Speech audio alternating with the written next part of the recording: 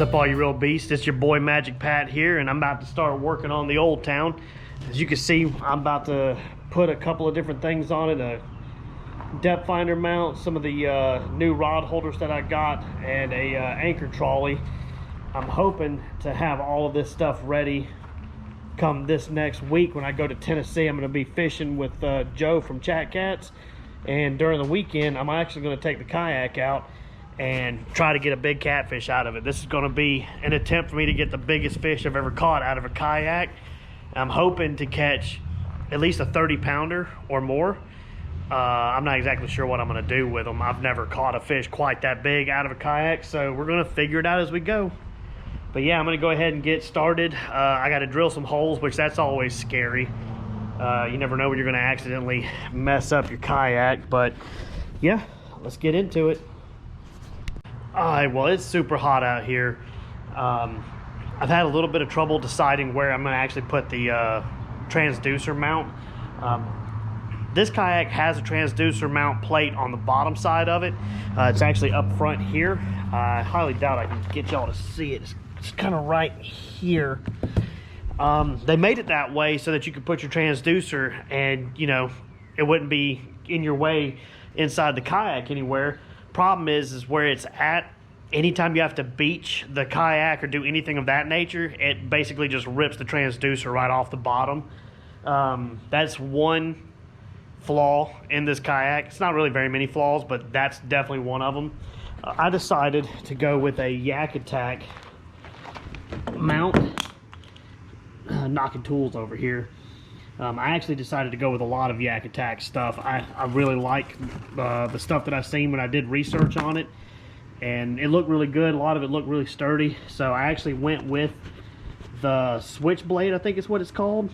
And I decided not to drill holes this time for the mount. I was going to put it up here, and I might do that eventually, but for right now I've got my stickers for my tag, and it would be blocking it kind of, you know, by law you're really not supposed to hinder this whatsoever. So I went ahead and did the one where it mounts into the actual track, and it's fine. The only thing is it still tries to swivel, which is why I've got it butted up here to this mount. It's where the actual like depth finder cords are supposed to go, but unless it's a Humminbird, they don't fit through here. So that's another thing. Unless you're using Humminbird, your cords and plug won't go through right here. I have a Garmin. I bought it back whenever I was using my older kayak, and it's still a good one, so I'm going to keep using it. So I put this on, and I've got it mounted up right here up front, and I'm probably going to put the mount right here, which I should have it, yes, right here. I went ahead and bought the mounting plate for the depth finder screen. So I'm going to put them both back to back right here. This should be perfect for what I'm doing. I usually don't have to mess with my screen too much. I always just put it right there. As long as I can see the depth, I'm fine. I don't really use, what's the word, waypoints yet. I plan to, but I've got to get one of those Navionics cards, and I got to make sure that my GPS is enabled and everything. So that'll be good. I'm pretty sure that's going to be about where I need it to be, and it shouldn't be in the way of any of the rod holders. Of course, every time I try to record y'all, it's either planes or big trucks coming by.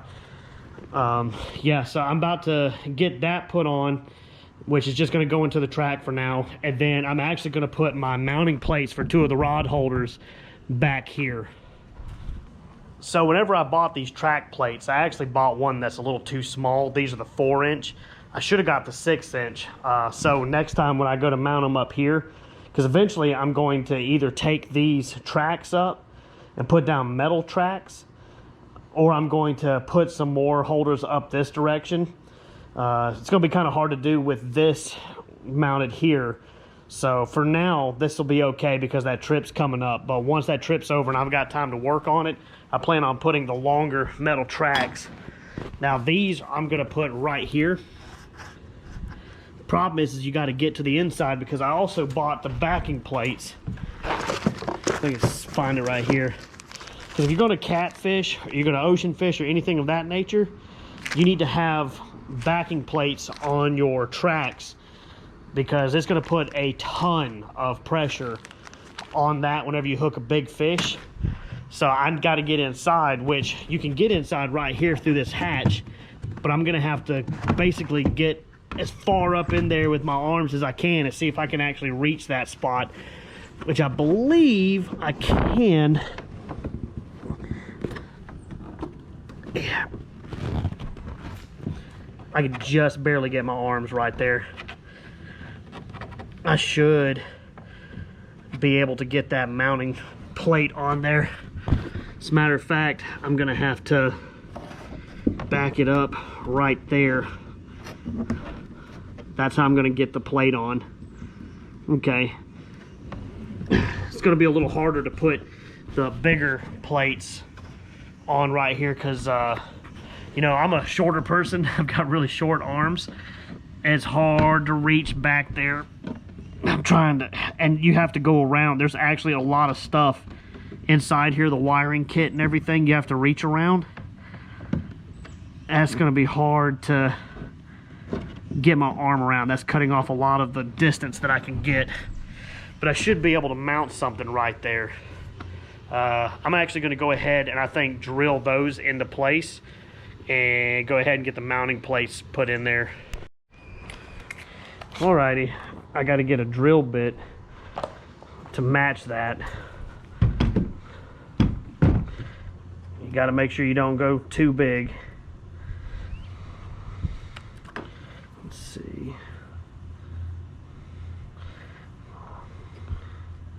It's right there. Let me see, maybe that's, I think that's it right there. It's 1164, I think. Yeah, so as long as I don't have them moved out of position. A lot of my drill bits I have in the wrong spot, so get a good look and make sure it's not bigger than the actual screw. Let's see. Right here is good.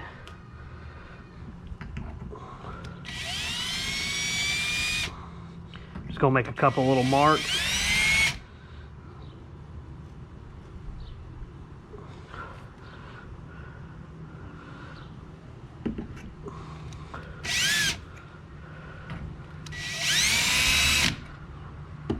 And I'm going ahead and drill into them.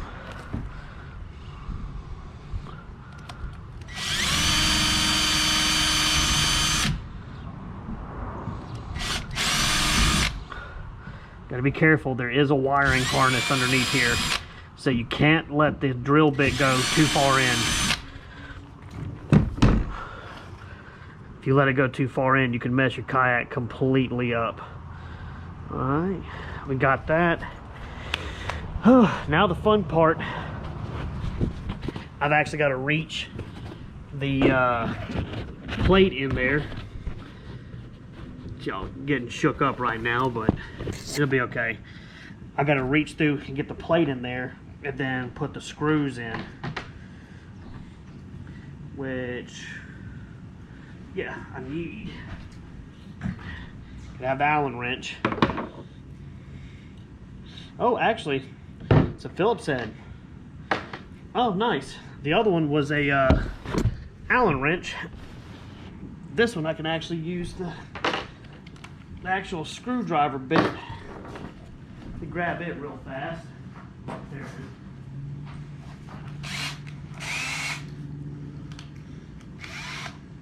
It's going to help out a lot. Alrighty.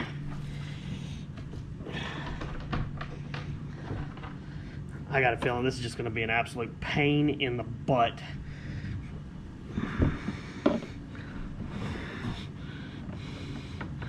There's the wiring harness.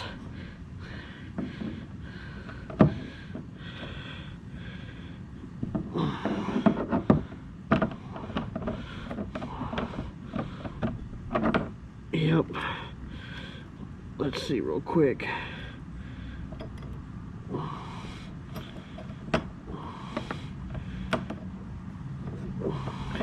I'll see y'all back in a minute. Well, as you can tell, I'm not in my dad's backyard anymore working on the kayak. I'm actually up here in Tennessee. Just got done with a incredible weekend of fishing. Multiple large trophy-sized fish. Y'all see the video coming up here soon. I wanted to finish talking about the rigging. I had to stop because trying to get inside the kayak and do the rigging plates was a pain in the butt. And y'all would have been watching me for like 35 minutes trying to work on it. So I'll just show you what I ended up doing. So right here, I ended up putting the metal backing plate. I got them in place and actually had to reach through the hatch right here and put the backing plate underneath, which was a real pain in the butt. Bruised myself up pretty good several times because there's not really much space to reach through here. I ended up not being able to get this done. I'm gonna wait and try to figure out a way to get a metal strip, a track, and a backing plate for this. So two things that happened. This rod holder right here, both of these caught the two biggest fish of the weekend, and they had him doubled down pretty good. I'm actually putting a good bit of pressure on this and no problems whatsoever. At one point, the reel and rod was bent all the way down into the water and not an issue whatsoever. This, however, I had rod holder, as a matter of fact, it was that one, set up into the track, the plastic track, thinking that they would be okay for just this weekend, and about a 15-pound blue cat almost tore this right out of the track. Look how it's an amazing kayak. I love it. This is not meant for catching big fish. He almost pulled it completely off the kayak. Just that little bit of pressure is already warping it. I would advise you, if you're going to get a kayak like this, you're going to do heavy duty catfishing, trolling, whatever, get a metal track and the backing plate. The only problem with this one is I've got to figure out a way to get the backing plate up here to put the metal track, because there's no way to reach from this hatch or that hatch right there. So I'm gonna have to figure it out. I'm asking some people online how they handled it. I know kayak catfishing, Justin, he got it done, and I'm curious of how he got it put on there, because it looks like it's going to be a pain. The other thing I ended up doing that I did partially with y'all, but I finally got the transducer mount, the switchblade on here, and the depth finder mount. I've got the depth finder just pushed down in here for traveling purposes, but this right here worked flawlessly. I bent it up and around down underneath the kayak. Whenever I was going, I would speed, you know, on the highest setting, whatever, going. A couple of times I reached 4.5 miles an hour, and not once did it ever move. It didn't shake or anything. It stayed right there, gave me a reading the entire time. The only time that I had an issue was when I hit a big chunk of wood that was submerged underwater floating downstream, and I don't care what you have, that's going to cause a problem. So it did great, absolutely perfect. I'm loving this a lot better than the one that I used to have. And I believe that's everything that I was rigging up this time. I'm gonna buy some more tracks. I'm gonna figure out how to get the metal tracks up here put in place, and I'm actually gonna figure out some kind of rod holder system up here that will handle the kind of fishing that I was doing this weekend. I was basically drifting giant baits, and it was incredible. You'll get to see that footage here in another day or so. I'm actually headed back right now. The weekend is over. I got to go back to work, but I will be coming back up here again to do this real soon. So yeah, anyway, I'll catch y'all back out on the water. Peace.